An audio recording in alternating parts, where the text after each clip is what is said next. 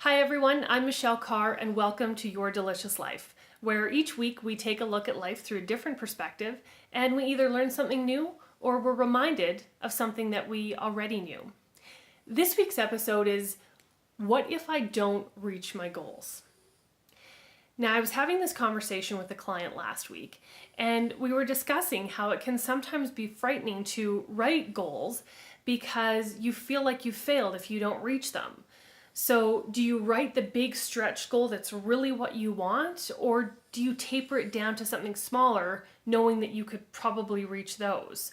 Or do you forego goals altogether and just fly by the seat of your pants?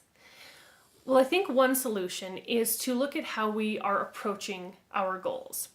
So if you picture a roadmap and a little car driving along it, I kept thinking about the game of life because you know how they have those little plastic cars? So I was imagining that. So imagine you have a map of Canada and this little car, it's starting in Victoria, and the goal is to drive all the way to St. John's, Newfoundland. Now, if you were legitimately doing this drive, you wouldn't start it with the expectation that by the end of the day you're going to be in St. John's. Of course not. Nobody can get that far that quickly. So you would break your trip into smaller chunks. Maybe your first goal is to get halfway through BC, and then you want to get to the Alberta border by the second day, and then maybe you want to get into Saskatchewan by the third, or whatever. But you would break it down into smaller pieces. And this can be really beneficial with goals as well. You could have a giant stretch goal, but then create smaller goals that you can achieve along the way that help you to get where you're ultimately trying to go. If you're taking this car trip, you're going to stop. Go to sleep, eat, go to the bathroom, fill up the car, and even if you didn't have to worry about any of those things magically, your car would probably still need a rest. You probably wouldn't want to drive it straight for that many kilometers. So you're going to have to take rest breaks. And it's okay to do that with goals too. Sometimes we think if we're not constantly moving and constantly doing it, the goal disappears. But it doesn't. It's still there. We just stop to take a break. Now, I'll throw another wrench in this. Imagine your life is a big giant map with a series of destinations that you're working toward getting to. Maybe you have a destination for your relationship, a destination you're working towards for your business, something for your health, and all these destinations are the goals of what you ultimately want. Well, maybe as you're headed on one path for business, you have to stop for a second and wait because you need to actually put some focus on the journey for the health and wellness. So we're not always going to be moving with every single goal all the time. It's okay for them to stop, and then we come back to it and we keep going again. What if you're forced to stop?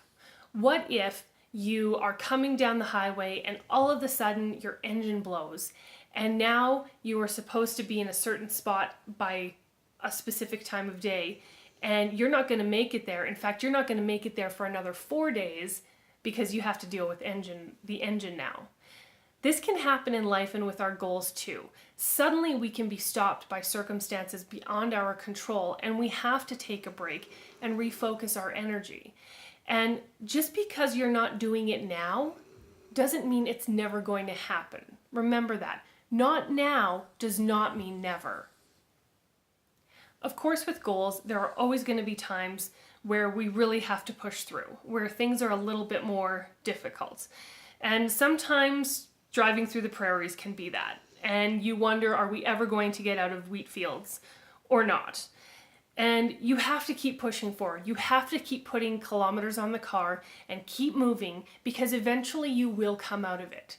So if you're in a sticky point with your goals right now, just keep moving forward because eventually the prairies will stop and there'll be other beautiful things to look at as well.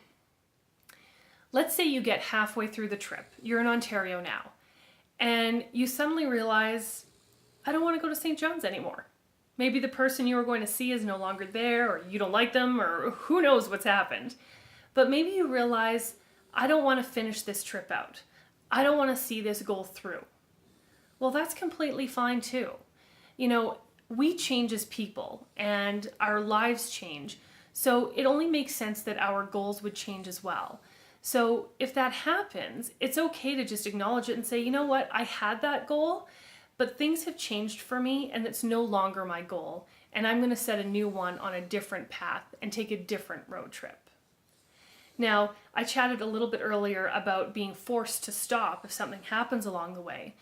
Well, sometimes our circumstances cause us to leave the goal altogether and go to a completely different path. You just never know what might be happening in your life.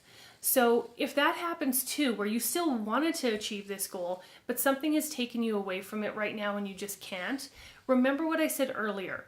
Not now doesn't mean never. When it comes to our goals, there is no sense in getting down on yourself if you don't make it. Maybe you choose not to make it to that goal. Maybe you choose to stop the journey and turn the car around and go to some other place. Maybe you're forced to. Maybe some life circumstances force that to happen for you, and it's not necessarily your choice. Or maybe you can still keep going, but it has to be slower. Maybe you can only drive an hour a day instead of 8 hours a day. No matter what the circumstances are, with our goals, we can always look back and reflect on how far we've come. And that's what I love about this map analogy, is that when you look at a map and see we have covered, 3, 4, however many provinces you made it along, that's an accomplishment. When you can look down and see that, that's huge. So make sure you take time to think about how far you've come. Maybe the business didn't quite work out the way you hoped it would, but maybe you learned quite a bit about running a business or building a website in the meantime. And that's good stuff as well. If you don't make it to the end goal, it's not a reflection on your value as a person. Of course, you have to look at ways to improve all the time. Maybe the car you're driving is slow and beat up and you need to get a faster car if you want to get there. Or maybe you're driving too slow or you're not driving safely and that's why you're not getting there.